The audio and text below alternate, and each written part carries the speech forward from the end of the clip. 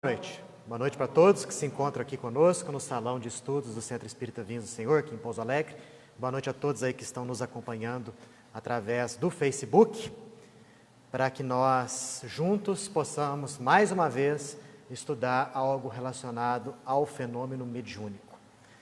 Antes de nós darmos o necessário prosseguimento, vamos fechar os olhos. Façamos aqueles instantes de maior tranquilização, provenientes de um dia aí em que nós empregamos boa parte do nosso tempo às coisas de ordem material. Possivelmente negligenciamos boa parte das nossas horas, dos nossos minutos. Negligenciamos a parte espiritual. E agora cá estamos, neste ambiente, já anteriormente preparado pelos nossos amigos espirituais, objetivando o estudo, o aprendizado, a fim de que nos tornemos pessoas melhores.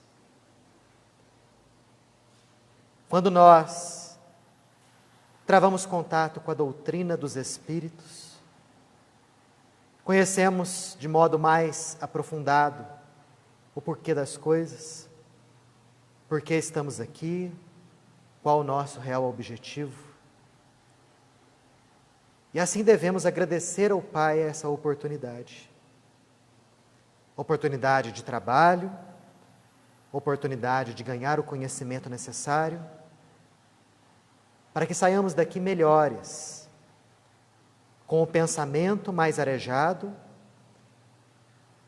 com a força de vontade revigorada, em crescermos, nos tornando mais espiritualizados, mais elevados, enfim, rumando ao objetivo máximo que é a perfeição espiritual. Que Deus nos abençoe, nos ilumine, hoje e sempre, que assim seja. Pessoal, é o seguinte, nós estamos na reta final do estudo do Livro dos Médiuns. Hoje nós vamos abordar o capítulo 30, um capítulo que fala a respeito do regulamento da Sociedade Parisiense de Estudos Espíritas, que foi o primeiro centro espírita do mundo. E na semana seguinte, nós vamos para o capítulo de número 31, que se intitula Dissertações Espíritas. E aí encerraremos esse estudo do Livro dos Médiuns. E depois, acabou sexta-feira? Não. Até dia 18 de dezembro estaremos aqui. Mas o que você vai fazer, Daniel? Acabou o Livro dos Espíritos, você vai começar outro livro? Não vou começar outro livro esse ano. Eu estou pensando em fazer, a cada sexta-feira, abordar um tema específico. Então, até peço para vocês me ajudarem nisso. No final aqui do nosso estudo, vocês me lembrem e vocês aí deem sugestões a respeito de algum tema que vocês gostariam que a gente fosse abordar aqui. Obviamente, dentro dos nossos limites, dentro da nossa capacidade. Tá? Eu quero falar sobre reencarnação. Fala sobre reencarnação, Daniel. Não, fala sobre vida após a morte. Não, fala sobre drogas, e por aí vai. Aquilo que tiver dentro do meu alcance, dentro das minhas possibilidades, a gente vai tentar fazer. Ok? Mas não vai ser para hoje, não vai ser para a próxima sexta-feira, vai ser na seguinte. Ok? Vamos lá, nessa sexta-feira 13, Chuvinha boa aqui. Aliás, vocês sabem de onde que veio a questão da sexta-feira 13? Sabe de onde que surgiu?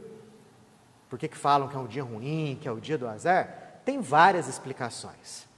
E dessas explicações todas que existem aí relacionadas à tal da sexta-feira 13, uma delas talvez seja a mais relevante, que é a seguinte: dizem que lá na Escandinávia e também na região da Alemanha existia um culto muito intenso de vários deuses, envolvidos aí na chamada mitologia nórdica. E uma dessas deusas envolvidas aí nesse culto era uma deusa de nome Frigga. Essa deusa era a deusa da beleza e do amor. E os nórdicos cultuavam essa deusa, aliás, como cultuavam todos os outros deuses do panteão nórdico, né? Aliás, existia até uma trindade lá. A questão da trindade cristã nada mais é do que uma revivência das chamadas trindades pagãs. E lá entre a mitologia nórdica, nós temos ali a trindade de Odin, Thor e Frigga. Frigga, como eu disse, era a deusa da beleza, a deusa do amor. Quando o catolicismo começou a se espalhar por aquela região, as pessoas que pregavam o catolicismo, elas tinham uma tática muito interessante. Elas tentavam convencer as pessoas que adotavam as religiões pagãs, com vários deuses, de que os deuses que elas cultuavam eram demônios, seres demoníacos, seres ruins. E a partir disso eles iam mudando a ideia dessas pessoas, a cabeça dessas pessoas com relação a esses deuses. Eles começaram a lançar a seguinte ideia, que a deusa Frigga, que era uma deusa muito cultuada naquela época, na verdade, era um ser terrível, era um ser demoníaco, um ser das trevas, que se reunia toda sexta-feira no alto de uma montanha, num castelo abandonado, com outras 11 bruxas e mais o capeta, mais o diabo, né? Quer dizer, ela mais 11, 12, não podia faltar o diabo, 13, né? Ou seja, 13 pessoas que se reuniam toda sexta-feira. Qual o objetivo? Lançar pragas para a humanidade. E essa história espalhou pela Europa e acabou chegando até aqui, né? Deu a volta no mundo inteiro, daí que veio o nome aí de Sexta-feira 13, vem daí. Uma outra explicação, muito provavelmente, vem de que numa Sexta-feira 13, lá no século XIV, um rei francês, Filipe IV, lançou toda uma ação contrária à ação da Ordem dos Templários. Aí eles foram presos, muitos torturados e outros mortos na fogueira. Isso aconteceu numa Sexta-feira 13. Talvez daí também venha a ideia de que Sexta-feira 13 é um dia de azar, né? Só que a gente sabe que essa questão de azar e sorte, isso na verdade não existe. Quando a gente estuda o livro dos Espíritos, quando a gente vê a questão lá relacionada à sorte, ao azar, a gente vê que tudo isso nada mais é do que consequências de ações passadas, ou planejamentos pré-reencarnatórios. Aquela pessoa que você fala que é azarada e dá tudo errado na vida dessa pessoa, talvez isso tenha sido planejado por esse indivíduo antes do presente reencarne. E aí as coisas não dão muito certo na vida dessa pessoa. Tudo que ela tenta fazer dá errado. Como também isso daí pode ser devido à própria ação negativa da pessoa nessa presente existência. A pessoa com pensamentos ruins, com ideias negativas, com falta de disciplina, essa pessoa obviamente vai atrair coisas negativas para a sua vida. E daí em diante tudo começa a dar errado. Então a questão de sorte e de azar, obviamente, passa sempre, necessariamente, pela nossa conduta. Por aquilo que a gente faz, por aquilo que a gente pensa, por aquilo que a gente fala. Certinho?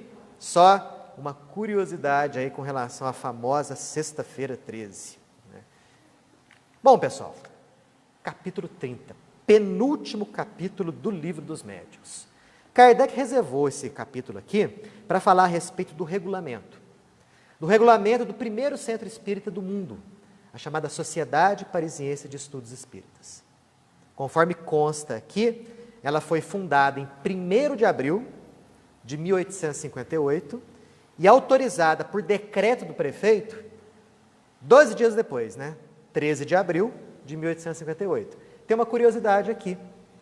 Para acontecer esse tipo de autorização para uma sociedade funcionar naquela época, lá na França, levava meses a autorização. Coisa de 5, 6 meses. A sorte que um dos sócios fundadores da Sociedade Parisiense de Estudos Espíritas, ele era um sujeito muito bem postado na sociedade, ele era nobre, inclusive. Pai da chamada Hermance de Fou. A Hermance, inclusive, foi uma das médiuns que Kardec utilizou para construir a segunda edição do Livro dos Espíritos. Ela também era sócia fundadora da sociedade.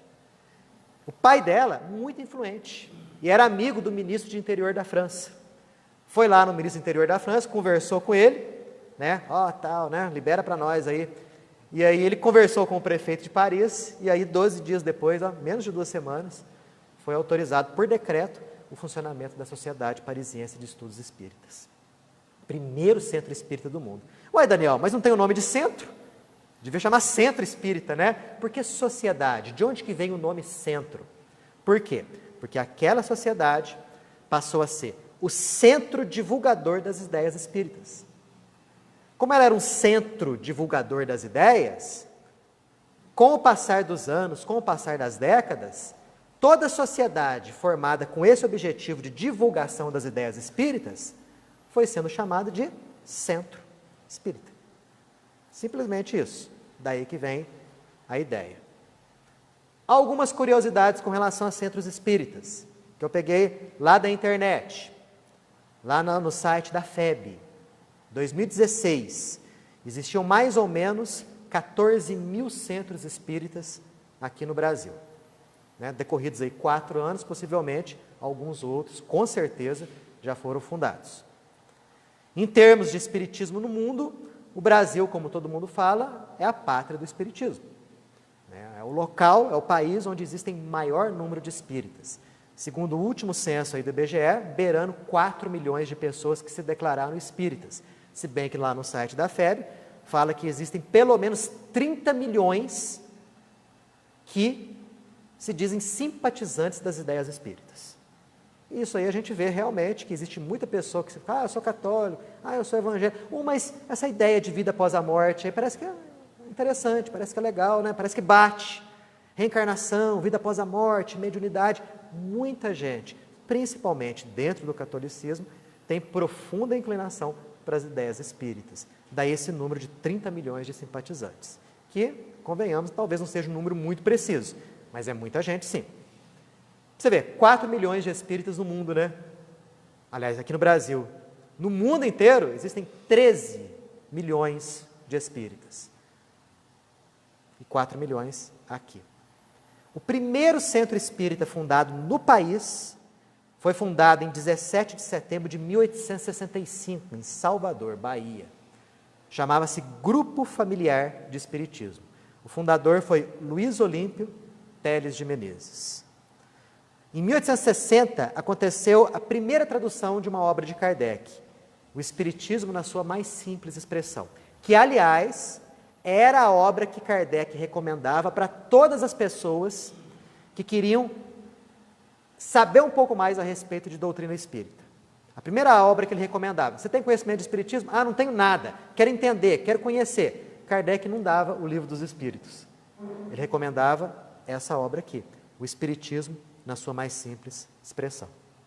Só em 1874 que as obras básicas foram traduzidas do francês para o português. E aí começou a perseguição.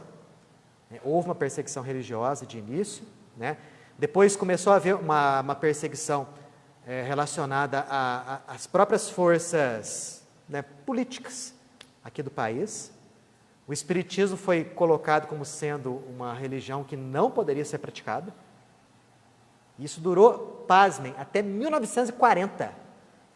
O Código Penal que surgiu em 1940 excluiu esse tipo de coisa. Mas até 1940, quem era espírita estava, vamos dizer assim, entre aspas, fora da lei. Era proibido ser espírita, até 1940. Você vê, pouco tempo atrás, né? Muito pouco tempo atrás. Só curiosidades. Bom, o que Kardec fala desse regulamento dele aqui? Ele fala o seguinte, que esse regulamento é fruto da experiência pessoal dele. Que aquilo ali não era regra geral, não era lei absoluta. Simplesmente servia como modelo para a criação de futuras sociedades espíritas. E essas futuras sociedades espíritas poderiam adequar essas normas às suas circunstâncias, às circunstâncias, né, de sua criação, do local onde estavam, ou da maior ou menor quantidade de trabalhos a serem desenvolvidos. Esse regulamento aqui, esse regimento, servia inclusive para os pequenos grupos caseiros, para as pequenas reuniões caseiras, onde poucas pessoas frequentavam. Qual o objetivo disso daqui? Disciplinar, colocar ordem. Quando a gente lê esse regulamento, a gente percebe o tanto que Kardec era firme, rigoroso e criterioso na condução da Sociedade Parisiense de Estudos Espíritas. E esse tipo de pensamento aí deve fazer parte também do nosso pensamento. a fim de que as nossas sociedades espíritas, os nossos centros espíritas, possam ser regidos por normas de conduta que facilitem a ordem e, com isso, a divulgação necessária dos nossos conhecimentos espíritas. Quando a gente pega esse regulamento, nós vamos perceber que ele é dividido basicamente em 4 partes. Uma primeira parte, Kardec coloca a finalidade de um centro espírita. A finalidade. Qual o objetivo da sociedade? Ele coloca logo no artigo 1º. Tem por objeto o estudo de todos os fenômenos relacionados às manifestações espíritas e sua aplicação às ciências morais, físicas, históricas e psicológicas. Ou seja, tudo aquilo relacionado ao espiritismo. E ele encerra uma coisa interessante. As questões políticas, as questões de controvérsia religiosa e as questões de economia social, nelas são interditas. Ou seja, lá naquela época não podia você chegar na Sociedade Parisiense de Estudos Espíritas e começar um debate sobre política da época, né? Ou sobre as controvérsias religiosas, ou algo relacionado à economia, ao chamado terceiro setor. Não podia. Isso é óbvio de entender. O objetivo ali era entender dos assuntos de ordem espiritual e como que eles se encaixavam na nossa vida. Igual nos dias de hoje. Turbilhão que o nosso país está vivendo em termos políticos. Já pensou? Se o Daniel chegasse e começar a falar de política? Ah, porque o Lula, porque o Bolsonaro. Já pensaram? Cada qual aqui talvez tenha uma tendência, uma inclinação, um pensamento. Vira uma discussão sem sentido, um bate-boca. Sendo que aqui o objetivo é diferente. Aqui nós temos o estudo da doutrina espírita e a aplicação dele no contexto, no âmago de nossas vidas. Ok? Como que se compõe essa sociedade espírita, pelo menos aquela lá de Paris? Se compõe de membros titulares, associados livres e membros correspondentes. E olha só, quem era admitido nessa sociedade? Somente pessoas que se simpatizam com os seus princípios e com os objetivos dos seus trabalhos. As que já estão iniciadas nos princípios fundamentais da ciência, ou aquelas que querem se instruir. Ou seja, somente podia frequentar esse centro espírita aqui de Kardec, aquelas pessoas que ou já fossem espíritas declaradas, que já entendessem mesmo de espiritismo, ou aquelas que queriam entender mais da doutrina. Todas aquelas que poderiam suscitar perturbação, seja por hostilidade ou oposição sistemática, essas pessoas eram excluídas. Ah, quer dizer que não podia entrar qualquer pessoa? Não podia entrar qualquer pessoa. Nossa, mas como que controlava isso? Daqui a pouco a gente vai falar como que era esse tipo de controle. Então existiam os associados livres. Quem que eram esses associados livres? Eram aquelas pessoas que se inscreviam lá para fazer parte do centro. E elas tinham que tipo de função ali? O que elas podiam fazer? Primeiramente, para ser um associado livre, ela tinha que fazer uma carta, pedido, para o presidente. Essa carta pedido tinha que conter o quê? Um relato, se aquela pessoa possuía conhecimentos de espiritismo ou não, qual que era a convicção dela, e ela também tinha que colocar de próprio punho ali, que ela estava compromissada a respeitar o estatuto do centro, a seguir todas aquelas normas ali. Esse pedido era submetido a uma comissão que ia examinar e ia propor a admissão, o adiamento ou a rejeição. O que os associados livres tinham o direito de assistir? Todas as sessões, de participarem nos trabalhos e nas discussões, mas não tinham direito a voto. E essa era a diferença dos associados livres para o membro titular. O membro titular podia participar de todas as reuniões, podia fazer perguntas, né, podia lançar ideias, e além disso, eles tinham direito a voto. Depois de um ano, um associado livre podia se tornar um membro titular. Ok? Sobre isso daqui, alguma observação, alguma curiosidade, alguma coisa que gostariam de falar? Sim.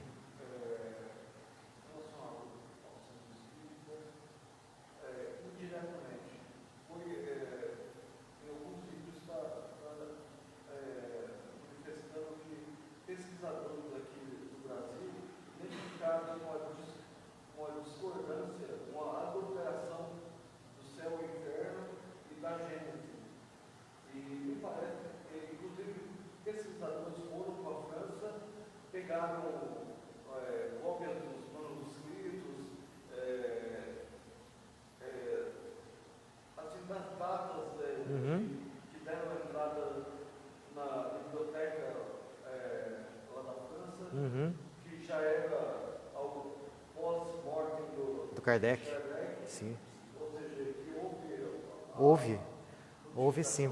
Porque quando Kardec desencarnou, quem ficou a encargo da sociedade e da revista espírita foi Ley-Marie, né?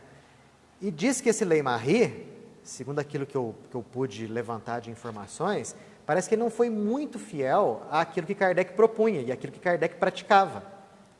Porque ele trouxe, inclusive, para essa sociedade e para outra que ele fundou de modo paralelo, estudos não somente das obras espíritas, mas estudos de outras coisas. Estudo, por exemplo, estudo assim relacionado a obras místicas, né? Na época não sei se existia teosofia naquela época, não sei, né? Mas também a budismo e também ao chamado rustenguismo.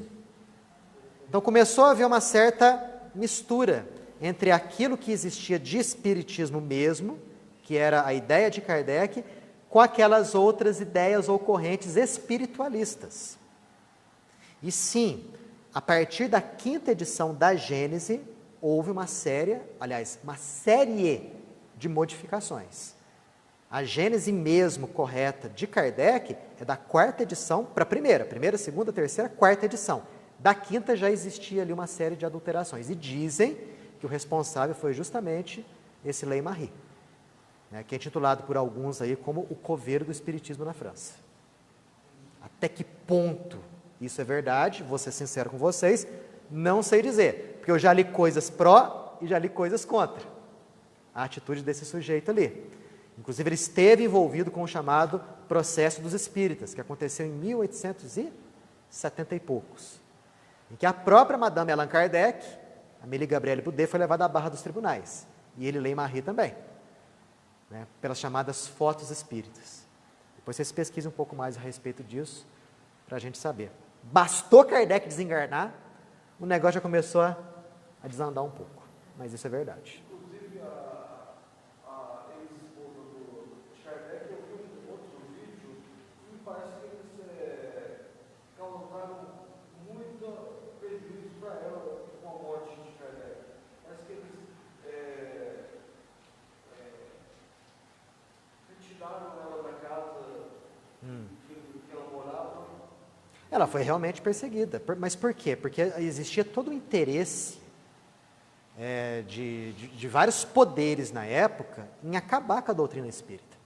Então, o tal do processo dos espíritas tinha por objetivo não processar o Ley-Marie por haver publicado fotos falsas de espíritos na revista espírita. Na verdade, o objetivo era mais fundo, era combater o próprio espiritismo. Era acabar de uma vez por todas com a doutrina, né? E para vocês verem, né, depois disso daí o espiritismo, obviamente teve alguns continuadores, mas foi só campanha em território europeu. Precisou que a árvore da doutrina fosse transferida para cá, a fim de que ela pudesse realmente crescer, se revigorar, ganhar força. Porque já imaginaram? A França passou por 2 guerras mundiais. Se o espiritismo estivesse lá, forte, somente lá naquela época, possivelmente teria sido destruído. Sabe-se lá, porque não era tão vigoroso em ambiente da França naquela época. Já aqui no Brasil, a doutrina já se desenvolveu maravilhosamente bem, né? E além das 2 guerras, teve a Revolução Francesa. A Revolução Francesa foi bem antes disso. A Revolução Francesa foi lá no século XVIII. 1789. Exato. O espiritismo veio depois, né? Foram as 2 guerras mundiais que possivelmente né, iriam destruir, isso aí alguns pesquisadores até levantam essa hipótese, né, quaisquer tipos de resquício de espiritismo lá na França. Também não sei até que ponto isso pode ser verdadeiro ou é exagerado, mas que existe uma certa lógica, isso existe mesmo. Bom, a administração dessa sociedade.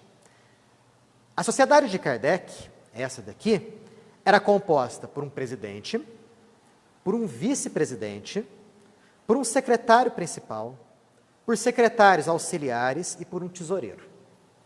Né? Algo parecido aqui com o nosso centro espírita, basicamente isso daí. Só que essa diretoria, ela estava dentro de uma comissão. Então, além de uma diretoria, existia uma comissão. O presidente, ele era eleito por 3 anos, e os demais membros da diretoria e os membros da comissão, que eram compostos aí pelos chamados sócios titulares, eles somente tinham o direito de ficar naquela posição de mando por 1 ano somente. Quais eram as funções do presidente? Né? Direção geral e a fiscalização da administração, bem como a conservação dos chamados arquivos. Então, conforme a gente percebe aqui, o negócio não era centralizado na mão de um só. E isso é interessante a gente notar. Porque existem centros espíritas que têm dono. Nem tem uma pessoa que manda no centro, né? E não sai de lá, mas nem com reza brava. Aquela pessoa que manda, o pensamento daquela pessoa, é ela que estabelece, e aí ficam anos e anos a fio, uma única pessoa dirigindo aquela sociedade. Enquanto que aqui a gente percebe que, além dos membros da diretoria, tinha os membros da comissão, 5 sócios titulares, né, para poder dirigir todas as atividades do Centro Espírita de Allan Kardec, Sociedade Parisiense de Estudos Espíritas. No artigo 15º, fala-se a respeito das despesas da sociedade. Olha que interessante, né? Todos os sócios tinham que pagar uma cota anual.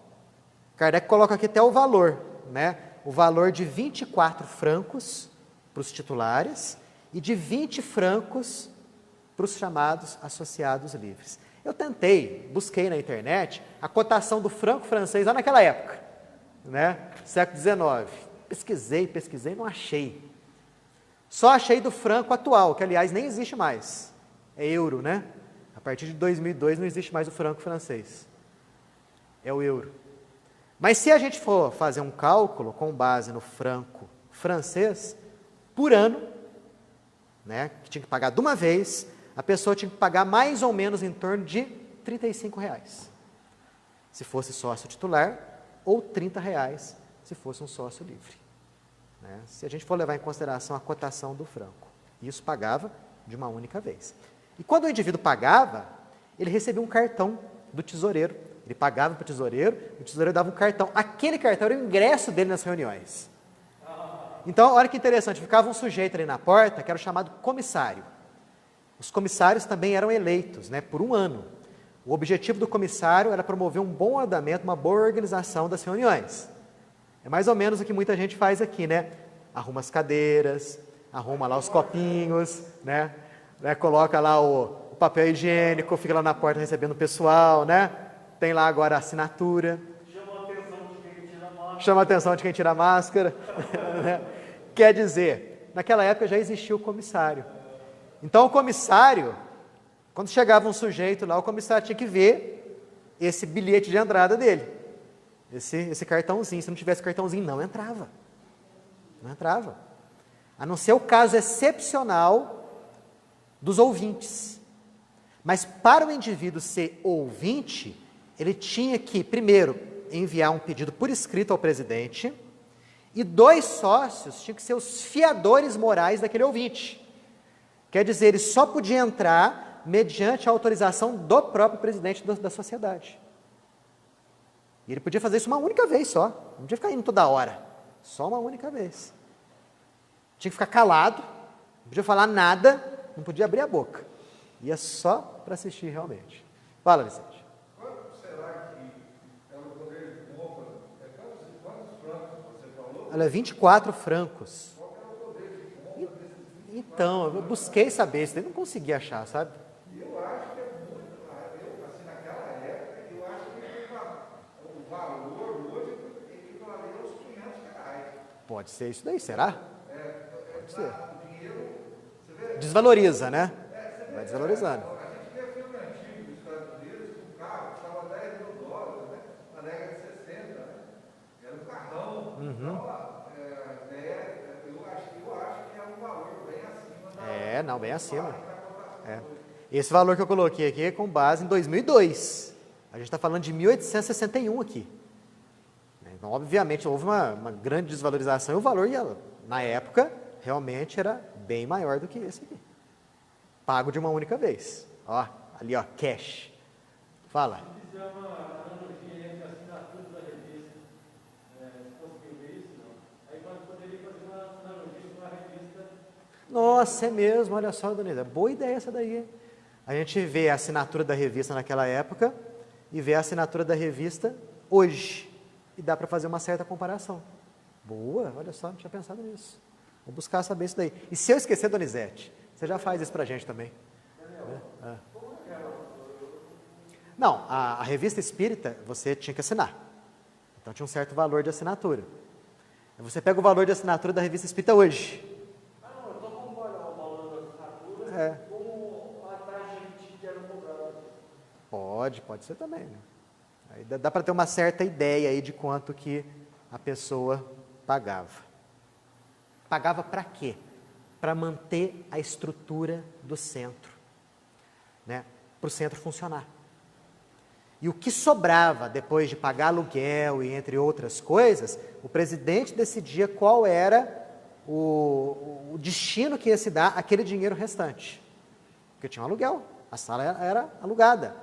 Várias outras despesas também poderiam ocorrer ali. Daí o valor, né, que era cobrado aí dos sócios titulares e também dos sócios livres. Né?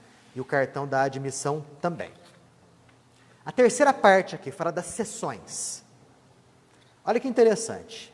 Só acontecia a sessão à sexta-feira. Só às sextas-feiras, às 8 horas da noite. Salvo modificação. Obviamente, com o tempo, e com a maior procura, os dias foram se multiplicando, mas começou tudo na sexta-feira. Olha que interessante. As sessões são particulares ou gerais, jamais públicas. Jamais. Né? Existiam sócios, né? E esses podiam assistir. Agora, o pessoal pagava para assistir o espetáculo. para assistir, vamos dizer assim, aquilo que ia acontecer lá no centro, né? Mas lá não acontecia mais cadeira voando. Naquela época, as comunicações ali, dificilmente eram comunicações oriundas de efeitos físicos. Eram mais de efeitos intelectuais mesmo. Então, o que eu via muito ali é psicofonia e principalmente muita psicografia. Né? Mas olha só, as pessoas que pagavam isso, não eram aquelas pessoas igual aquelas que pagavam para frequentar os cinemas, os teatros, onde algum médio de efeito físico ia se expor à sua mediunidade. Não, eram indivíduos que entendiam bem o que era o espiritismo, o alcance moral da doutrina, e eles iam lá estritamente com o objetivo de se instruírem. Né? Somente com o objetivo de se instruírem. Igual a gente mesmo. Dia, hora e público permitido. Jamais reuniões públicas. Toda pessoa que faça parte da sociedade, a um título qualquer, deve a cada sessão pôr seu nome em uma lista de presença. O silêncio e o recolhimento são rigorosamente exigidos durante as sessões, principalmente durante os estudos. Ninguém pode tomar a palavra sem que a tenha obtido do presidente. Estão notando o quanto que Kardec era rigoroso com a ordem e com a disciplina? Todas as perguntas dirigidas aos espíritos devem sê-lo por intermédio do presidente, que pode se recusar a formulá-las segundo as circunstâncias. São notadamente interditadas as perguntas fúteis, de interesse pessoal, de pura curiosidade, ou com vistas a submeter os espíritos a provas. Somente são aceitas aquelas com o objetivo de utilidade geral. São interditadas todas as discussões que se afastam do objeto especial do qual se ocupa. Ah, mas e aí, Daniel? E se alguém lá recusasse fazer isso? E se alguma pessoa lá não seguisse essas regras? Ela tinha a atenção dela chamada. E olha que coisa legal que era, olha. Todo membro tem o direito de pedir a chamada à ordem contra quem se afaste das conveniências da sessão, ou perturba as sessões de qualquer modo. A advertência é colocada em votação. Se adotada, é inscrita na ata. Quer dizer, vamos supor que o Antônio Carlos lá começa a fazer um monte de coisa contrária aqui às organizações aqui da sociedade, né? Ia botar em votação. Gente, vamos abrir uma chamada contra o Antônio Carlos? Ia fazer uma votação. Né? A maioria decidia assim, teu nome ia para o caderno. Né? 3 chamadas à ordem. Sabe o que acontecia? Expulsão. A pessoa ia ser expulsa. Naquela época, não sei se a guilhotina estava funcionando ainda, né? Mas não chegava a esse extremo. A pessoa era convidada a se retirar, era expulsa. Mesmo se fosse sócia, mesmo se essa pessoa fosse sócia. Ah, mas o dinheiro que ela pagou? O dinheiro era devolvido. Faziam lá uma regrinha de 3, o tempo, né, que ela frequentou, tudo mais, devolvia o dinheiro e ó, hasta la vista. A pessoa não voltava não. Quer dizer, 3 chamadas à ordem. Que coisa, não? Olha a rigidez e a disciplina. Por quê? Gente, sem disciplina nada vai para frente, nada funciona. Nada. E Kardec tinha uma preocupação muito grande em fazer com que as coisas funcionassem de um jeito bastante metódico, bastante regular, né? Não era ditatorial, porque a gente vai ver que o próprio regulamento ele podia ser alterado, podia ser mudado, mas tudo com vistas a obedecer à ordem, à regularidade e o crescimento da doutrina como um todo. Até mesmo as trevas têm disciplina. Se a gente pegar as obras de André Luiz ou qualquer outra obra aí de autor mais confiável e ver como é a organização dos trevosos, é na base do chicote, né? É na base da chibata. Mas existe uma disciplina lá, existe uma organização. Até mesmo o processo obsessivo demanda organização e disciplina por parte dos obsessores, para dar certo, o que normalmente dá, né? Agora imagina aqui, também tem que ter disciplina. Caso contrário, o negócio realmente não funciona. Nenhuma comunicação obtida fora da sociedade pode ser lida antes de ser submetida, seja ao presidente, seja à comissão, que podem admiti-la ou recusar. Vamos supor que eu fosse sócio, né, dessa sociedade, e fosse médium psicográfico. Né, e eu psicografei um texto bonito. Ô presidente, aqui eu psicografei um negócio bonito aqui, posso ler? Não podia. O presidente tinha que ler, submeter à comissão, e se a comissão autorizasse, aí o negócio podia ser lido. Caso contrário, sumariamente rejeitado. Isso daí era o seguinte, tinha que colocar lá na ordem do dia. A pessoa entrava com um pedido prévio, que ia ser analisado dias antes, e aí depois o negócio sofria uma deliberação. A comissão julgava junto com a diretoria. Eu dei um exemplo assim, meio... daqui uns dias a gente decide. Encaminha para a gente analisa, depois a gente dá o aval, se permite, se não permite. Vamos supor que eu fosse um escritor, vinculado à sociedade espírita, e eu quisesse escrever um artigo no jornal em que eu colocasse ali a minha condição de sócio. Eu não podia fazer isso. Antes de levar o meu texto ao conhecimento do presidente da comissão. Aí o presidente tinha que analisar, a comissão analisava, né? E se tivesse a contento, tudo bem. Ó, Daniel, você pode publicar isso aqui no jornal, sim. Você pode colocar que você é sócio da sociedade, você é membro dela. Caso houvesse algum trecho ali que estivesse em desacordo com a doutrina, o autor era chamado e ele era, vamos dizer assim, estimulado a mudar aquilo ali.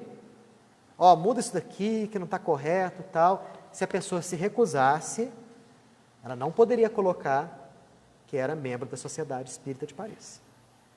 Ah, mas se ela mesmo assim quisesse colocar um texto errado, era expulsa.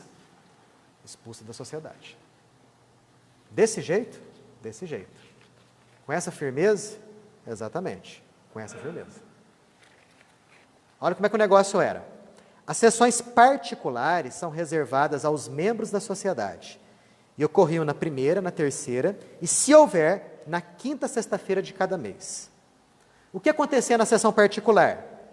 A sociedade reserva para as sessões particulares todas as questões concernentes a assuntos administrativos, assim como os temas de estudo que reclamam mais tranquilidade e concentração, ou que julga oportuno aprofundar antes de as apresentar às pessoas estranhas.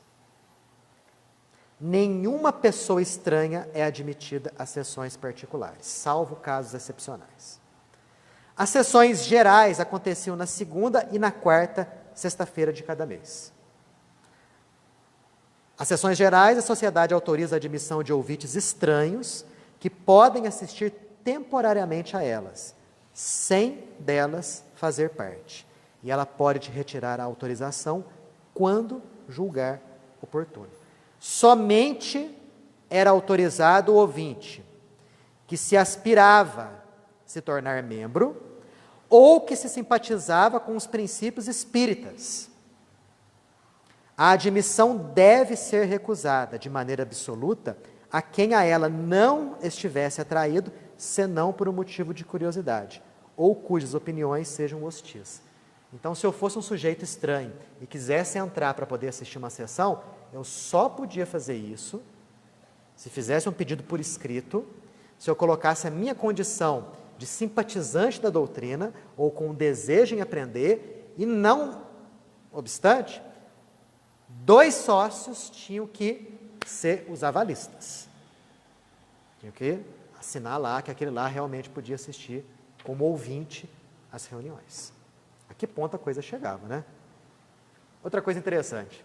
Os ouvintes não são mais admitidos depois da abertura da sessão. É o que a gente faz aqui, né?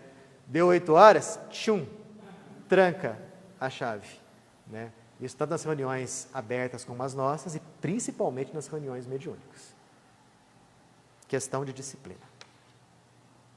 E por último, Kardec coloca aqui no capítulo de número 4, as chamadas disposições diversas. Ele falava o seguinte no artigo de número 23. Todos os membros da sociedade lhe devem seu concurso. Em consequência, estão convidados a recolherem, no seu respectivo círculo de observações, os fatos antigos ou recentes que podem se referir ao Espiritismo e assinalá-los. Desejarão, ao mesmo tempo, inquirir quanto lhes seja possível sobre a notoriedade dos ditos fatos. Então, quem acompanha os estudos de Kardec, era muito comum levarem assuntos do cotidiano para serem debatidos nas reuniões da sociedade. Por exemplo, aparecer lá no jornal, o fulano de tal se atirou do alto de uma torre e suicidou. O assunto era levado para a reunião.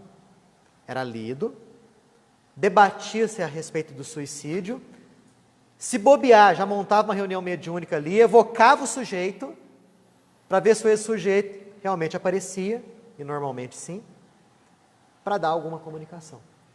Logo em seguida, aquela comunicação era colocada em exame e era debatida. Então, todos os assuntos da sociedade concernentes ao Espiritismo eram trazidos à discussão.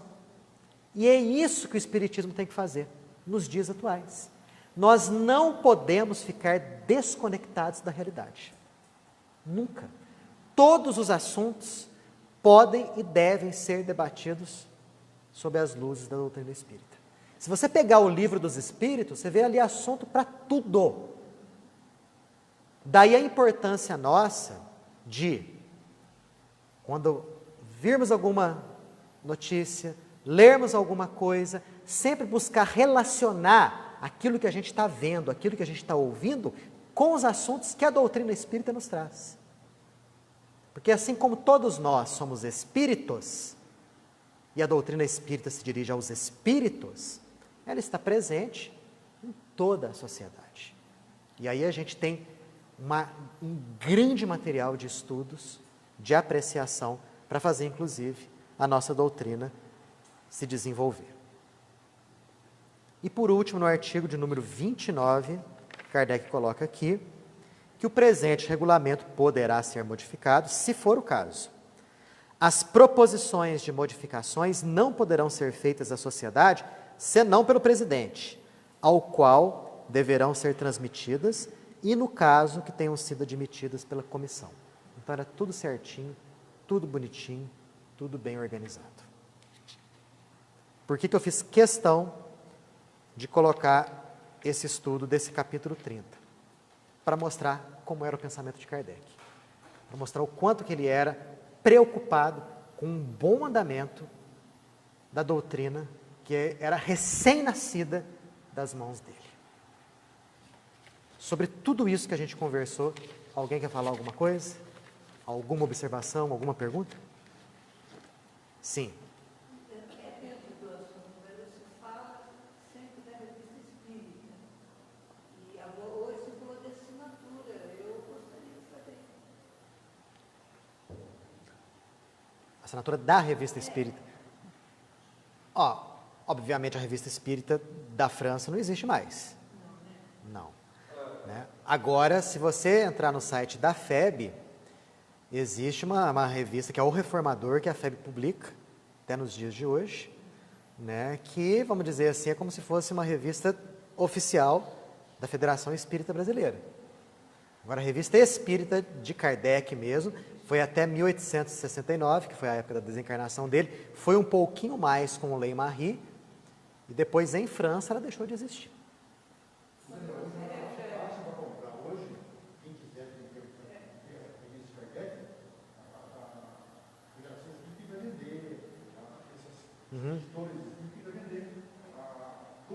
Toda a coleção. De 1858 até 1869, né? Toda a Revista Espírita.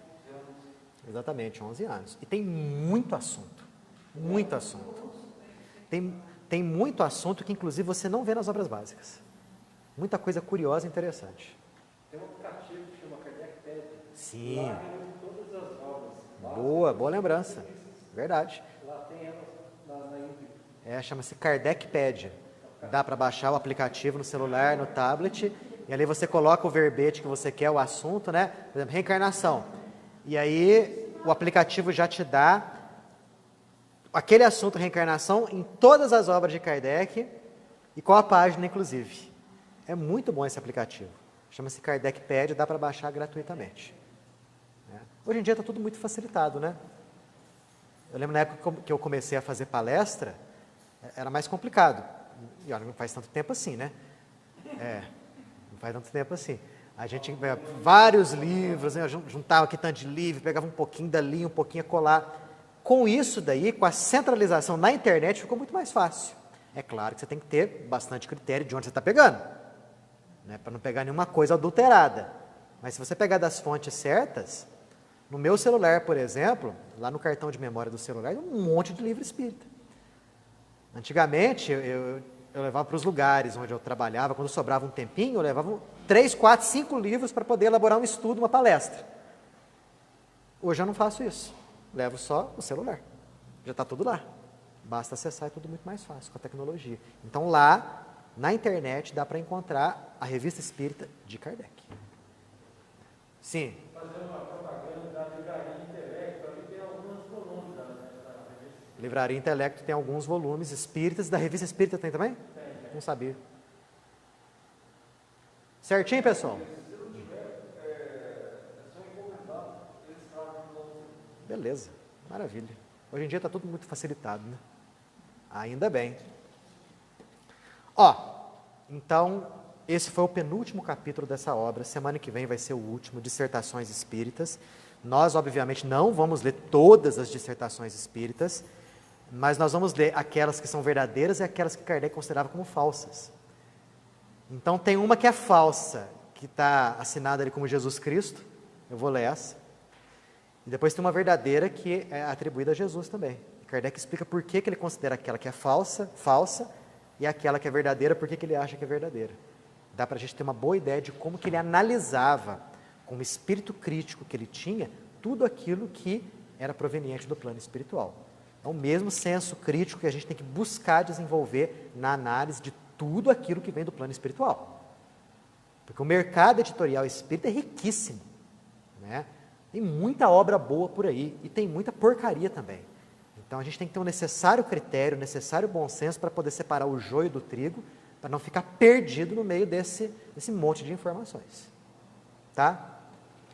Bom, conforme aquilo que a gente havia falado lá no comecinho, alguém tem alguma sugestão de estudo que a gente pode fazer depois que encerrar a sexta-feira aqui?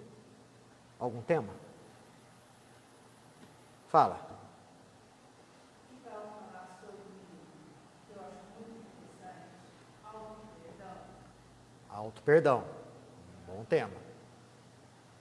Pode ser mais temas, tá, gente? Sobre o passe. Auto-perdão. Passe. O que é ser espírita? Boa. O que mais? Sexualidade na visão espírita. Bom tema também. Ainda bem que está tudo gravando aqui, porque eu vou esquecer tudo. Mais alguém?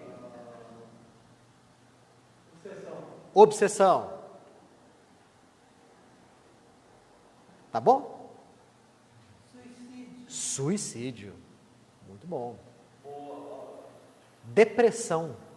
Bom também. Um bom tema, né? O pessoal que está assistindo aí do Face e depois o pessoal que está assistindo aí do YouTube também mandem as propostas aí, a gente avalia para que a gente possa apresentar aí esse estudo nas próximas sextas-feiras. Eu creio que não vão ser muitas sextas-feiras não, tá? Uns 2 ou 3, e todos esses assuntos aí a gente pode aglomerar dentro de uma única palestra. Dá para fazer isso daí. Né? Quando a gente fala, por exemplo, a respeito de depressão, a gente já pode, por exemplo, puxar a questão do suicídio. Né? E obsessão. Exato. Tem uma sugestão aqui para uma participante que fala preparação para a encarnação. Preparação para a encarnação. Beleza, podemos falar sobre reencarnação, né? Preparação pré-reencarnatória. Podemos falar bastante coisa aí. Né? Eu acho que serão umas 3 sextas-feiras, porque eu vou dedicar a última sexta-feira, do dia 18 de dezembro, a falar sobre o Natal. Né? Que é aquela palestra que a gente costuma falar a respeito da visão espírita do Natal. Certinho, pessoal? Fala, Dani.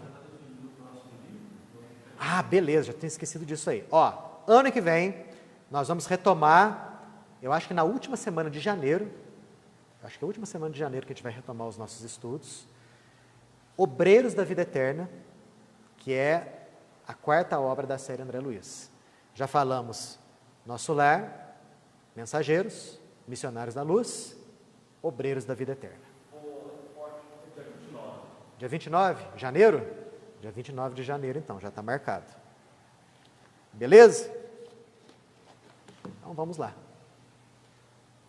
Fechando os nossos olhos, serenando o nosso coração, o nosso pensamento.